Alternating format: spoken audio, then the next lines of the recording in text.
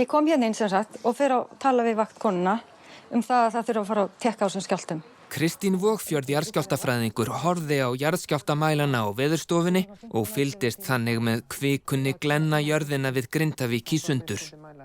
Og hérna ég fikk símtal klukkan kort fyrir 6 að það væri allt farið að ganga aftur og ég ætti að koma strax.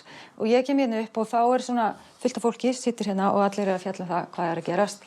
Það byrjað snemma morguninn virknin og við vorum svona meðvitum að þetta gæti farið í gang. Þannig allir búin að fatta að það eitthvað að fara að gerast. Einhverjir á Teams og segja, það komið svo mikið látinóreiði, held að sé gos að hefjast. Og ég fer eitthvað á skjálftaritinn sjálf, bara í tölvunni og að leita og þá sé ég bara að það eru bara stórskjálftar, margir stórskjálftar á mínútu. Þannig að allt í einu fatta að þetta risalega stór atburður sem bara dundrandi niður. Og þá sé ég hún sem hafði byrjað hérna morguninn var svona byrjað að breiðast út í beggja átta.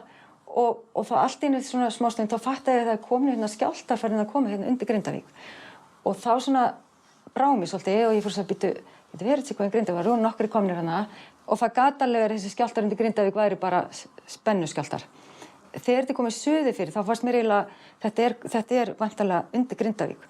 Og Grindvíkingar myndu fara að sofa þarna ofan á sig í nótt, það ekki takt. Svo ég talaði við hana sem var á vakt, hana Elspítu, og ég segi, við þurfum að hafa samtöð almannavarnir, við hringdi bara inn í almannavarnir.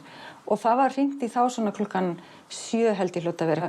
Þetta bara, eins og ég segi, það voru bara innan við mínúta stundum á milli svona stóra skjálfta og þannig að stór skjálfti sem svona 4 til 5, það alveg veruleg hreyfing í honum. Svona nálægt upptökunum, þá þetta örugglega svona 5-10 cm á sekundu hraði sem að bara fólk kannski stendur ekki í. Og þetta kom bara stöðugt.